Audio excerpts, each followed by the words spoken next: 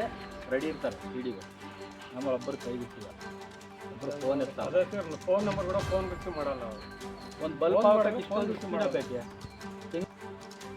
ಹಳ್ಳಿಗಳು ಉದ್ಧಾರ ಆದರೆ ದೇಶ ಉದ್ಧಾರ ಆದಂಗೆ ನಮ್ಮ ಬಾಪೂಜಿ ಗಾಂಧೀಜಿಯವರು ಹೇಳಿದರು. ಈ ಒಂದು ಹಳ್ಳಿಗಳ ಉದ್ಧಾರಕ್ಕಾಗಿ ಗ್ರಾಮ ಪಂಚಾಯತ್ಗಳನ್ನು ರಚನೆ ಮಾಡಿದ್ದು, ಇದರ ಉಸ್ತುವಾರಿಯಾಗಿ ಕಾರ್ಯದರ್ಶಿಗಳ PDOಗಳನ್ನು ನೇಮಕ ಮಾಡಿದರೆ, ಆದರೆ ಈ ಒಂದು PDOಗಳು ಗ್ರಾಮ ಪಂಚಾಯತಿಗಳಲ್ಲಿ ಸಾಕಷ್ಟು ಅವ್ಯವಹಾರ ಎಸಗುತ್ತಿದ್ದರು.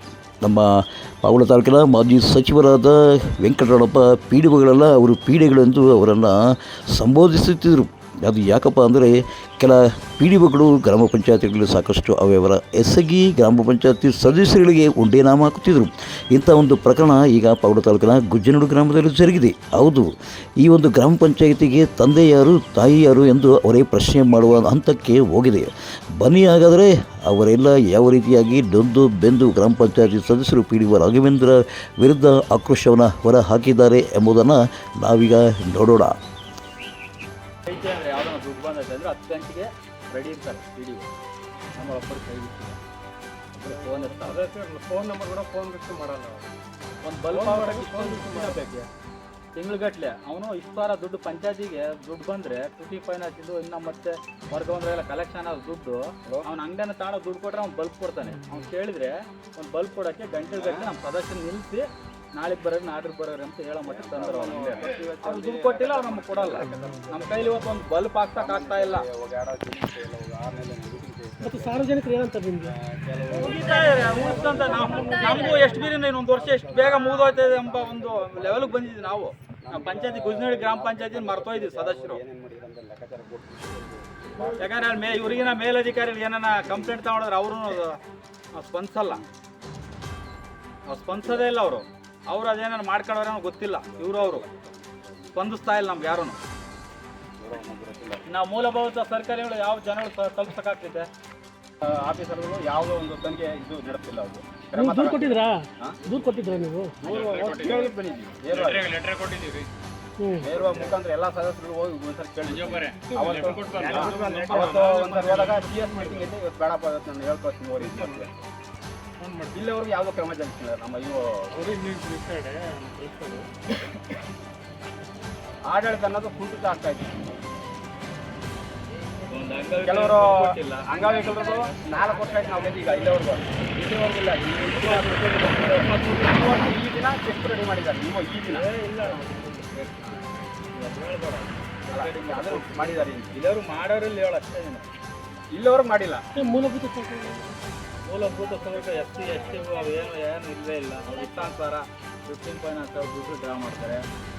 ಯಾವುದೇ ಮೀಟಿಂಗು ಲೈಟ್ಗಳು ಬಲ್ಬ್ ಹಾಕಕ್ಕೆ ದುಡ್ಡಿಲ್ಲ ಇವ್ರಿಗೆ. ಕೆಲವೊಂದು ಸದಸ್ಯರು ಫೋನ್ ರಿಸೀವ್ ಮಾಡಲ್ಲ.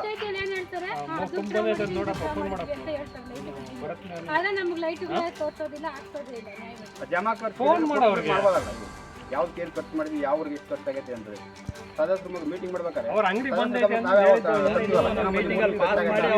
ಜಮಾ ಮಾಡ್ಬೇಕು. ಅವ್ರಿಗೆ ಅದಿಲ್ಲ, ಅವ್ರಿಗೆ ಯಾವುದೇ ದುಡ್ಡು ಯಾವುದೇ ಒಂದು ಮಾಹಿತಿನೇ ಕೊಟ್ಟಿಲ್ಲ. ಮಾಹಿತಿ ಕೊಡೋದೈತೆ ಕೇಳಕ್ ಹೋದ್ರೆ ಬರೀ ಉಡಾಪಿ ಉತ್ತರ. ನೆಕ್ಸ್ಟ್ ಕೊಡ್ತೀವಿ ನಿಮ್ಗೆ, ಯಾಕೆ ನಿಮಗೆ ಏನೋ ನೋಟಿಸ್ ಕೊಡೋಕೆ ನಿಮ್ಮ ವರದಿಗಾರರ ಪ್ರಕಾರ ಒಂದು ಈಸತ್ ಮಾಡಿ ಅಂತ ಹೇಳಿದರೆ 6 ತಿಂಗಳಾದರೂ ಮಾಡಲ್ಲ, 3 ತಿಂಗಳಾದರೂ ಮಾಡಲ್ಲ. ಈಗ ಬಂದವರೆ ಈಗ ಮಾಡ್ತಿದ್ದೀವಿ, ಬೆಟ್ಟಿಟ್ಟಿದ್ದೀವಿ, ತಂಬಿಟ್ಟಿದ್ದೀವಿ, ಈ ಥರ ಉಡಾಪಿ ಉತ್ತರಗಳು. ಇವತ್ತು ಸಾಮಾನ್ಯ ಸಭೆನ ನಾವು 22 ಜನನು ಕಳಿಸ್ಕೊಡ್ತೀವಿ. ಇವತ್ತು ನಡೆಯೋದು ಇಲ್ಲ. ನಮಗೆ ನೀವು ಏನು ಖರ್ಚು ಏನು ಮಾಡಿರ ಅಂತೇಳಿ ನಮ್ಗೆ ಕೊಡೋವರೆಗೂ ನಾವು ಸಾಮಾನ್ಯ ಸಭೆ ಮಾಡೋಕ್ಕೆ ಬಿಡಲ್ಲ ಅಂತೇಳಿ ಎಲ್ಲರೂ ಎದ್ದು. ಇವತ್ತು ನಿಗದಿ ಆಗಿತ್ತ ಸಾಮಾನ್ಯ ಸಭೆ ಇವತ್ತು ಮಾಡಬೇಕಂತ ನಾವು ಅವರು ಹೇಳಿದ್ವಿ. ನಾವು 15 ಫೈನಾನ್ಸ್ದು ವರ್ಗ ಒಂದು ಏನೈತೆ ಎಲ್ಲನೂ ಪಾಸ್ಶೀಟ್ ತಗೊಂಡು BC ಬುಕ್ ಎಲ್ಲ ತಂದು ನಮ್ಮಲ್ಲಿ ತೋರಿಸಿ ನೀವು ಮಾಡ್ರಿ, ಅವ್ರಿಗೆ ಬಿಲ್ ಮಾಡಿಕೊಡ್ರಿ ಅಂತ. ನಾವು ಯಾವ ಸದಸ್ಯನೂ ಲೆಕ್ಕಕ್ಕಿಲ್ದಂಗೆ ಎಲ್ಲ ಬಿಲ್ ಮಾಡಿಬಿಟ್ಟಿದ್ದಾರೆ.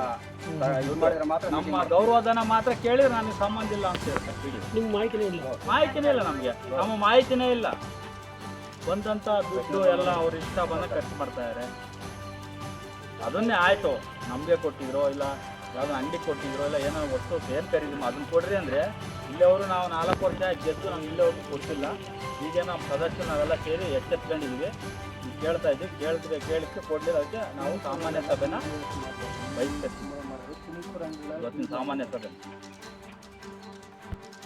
ಈಗಾಗಲೇ ಪಿ ಡಿ ಒ ರಾಘವೇಂದ್ರ ವಿರುದ್ಧ ಕನ್ನಬೇಡಿ ಗ್ರಾಮ ಪಂಚಾಯತಿಯಲ್ಲೂ ಸಹ ಸಾಕಷ್ಟು ದೂರುಗಳು ಕೇಳಿಬಂದಿವೆ. ಎರಡೂ ಪಂಚಾಯತಿಗಳ ಪಿ ಡಿ ಒ ಆಗಿರುವ ರಾಘವೇಂದ್ರ ವಿರುದ್ಧ ಈಗ ಗುಜ್ಜನಹಳ್ಳಿ ಗ್ರಾಮ ಪಂಚಾಯತಿ ಸದಸ್ಯರುಗಳೇ ಆಕ್ರೋಶವನ್ನು ಹೊರಹಾಕಿದ್ದಾರೆ. ಗ್ರಾಮ ಪಂಚಾಯತಿಯ ಸದಸ್ಯರುಗಳ ಆಕ್ರೋಶಕ್ಕೆ ತಾಲೂಕು ಪಂಚಾಯತಿ ಕಾರ್ಯನಿರ್ವಹಣಾಧಿಕಾರಿಯಾದಂಥ ಇ ಒ ಜಾನಕಿರಾಮ್ ಅವರು ಯಾವ ರೀತಿ ಕ್ರಮಕ್ಕೆ ಮುಂದಾಗುತ್ತಾರೆ ಅನ್ನೋದನ್ನು ನಾವು ನೀವೆಲ್ಲ ಕಾದು ನೋಡೋಣ. ಪಾವಗಡ ತಾಲೂಕಿನ ತಾಜಾ ಸುದ್ದಿಗಳಿಗಾಗಿ ನಮ್ಮ ಚಾನಲನ್ನು ಪಾವಗಡ ಪವರ್ ನ್ಯೂಸ್ ಎಂದು ಟೈಪ್ ಮಾಡಿ ಸಬ್ಸ್ಕ್ರೈಬ್ ಮಾಡಿ, ಜಾಹೀರಾತು ನೀಡಿ ಪ್ರೋತ್ಸಾಹಿಸಿ. ನಾನು ನಿಮ್ಮ ಸತ್ಯ ಲೋಕೇಶ್, ಸಂಪಾದಕರು, ಪಾವಗಡ ಪವರ್ ನ್ಯೂಸ್.